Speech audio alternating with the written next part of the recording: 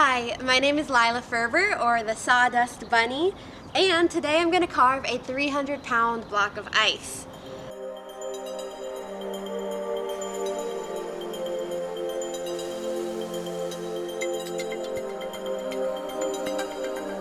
I'm 26 and I'm from Omaha, Nebraska, but now my studio's in Portland, Oregon.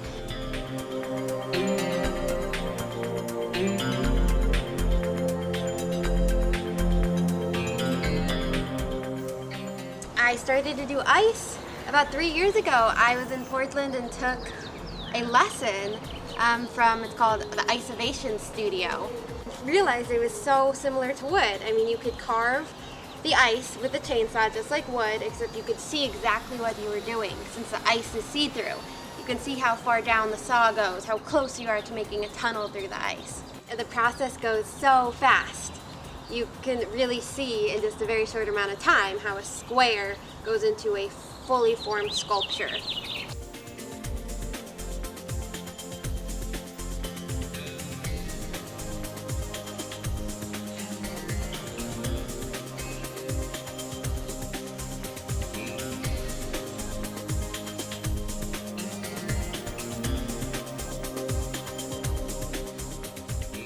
I was introduced to Arbortech back at an internship after college at the marble quarries of Vermont. I played with it so much over the summer, and then I finally bought my own. That was the first tool I bought for myself after college.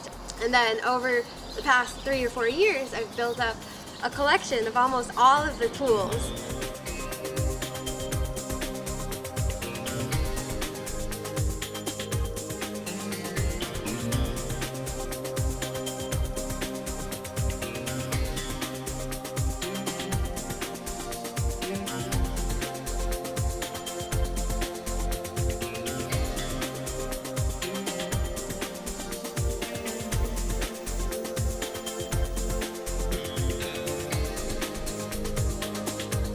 The way I carve is very intuitive. I don't always like to start with a plan. I just like to start carving and see where it goes. Now, for this block of ice, I did have in mind some kind of sea creature. I had like a seahorse, a leafy sea dragon, a jellyfish, something like that in my head. However, I got the ice here.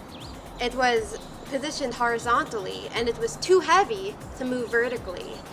So I decided, well, maybe I'll carve a more horizontal animal. So I started out with the bunny, but it did get to a point where I needed to take a break and go home because it is strenuous.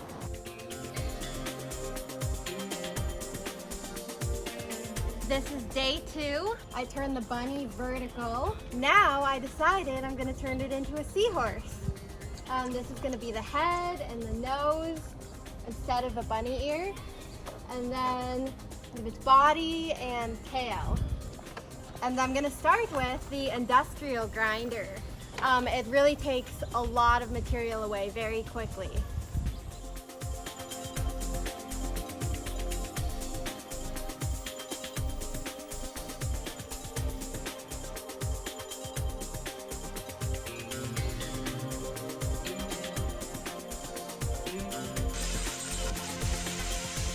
Next, I'm going to try the new power carver. I was very curious to see how it worked on ice, and it actually worked very well. The snow kind of avoided hitting my arm and actually went through the tube and around me.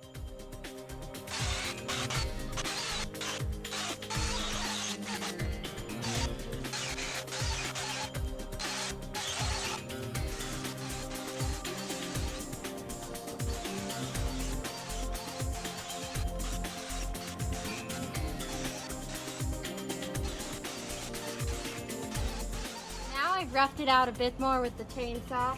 I've started a tunnel here where the tail is going to be. Goes all the way through. And then a little wing of the seahorse, or little flipper. And its body, its stomach. So now I'm going to do a bit more detail work.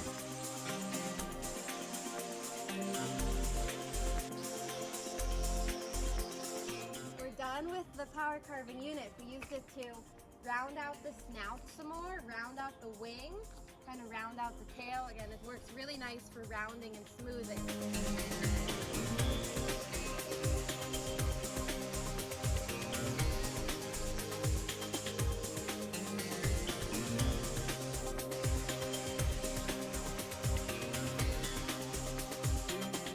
The ball gouge is one of my favorite tools, especially for finishing at the end, because it can make a lot of texture and helps go through tunnels.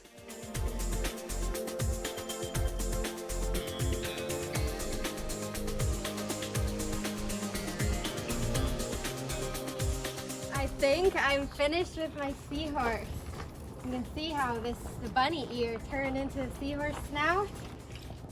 And it's got this nice hole through its tail. The ball gouge really helped with this. Look at that. Ah, this is a lot of fun. Thank you for watching, everybody.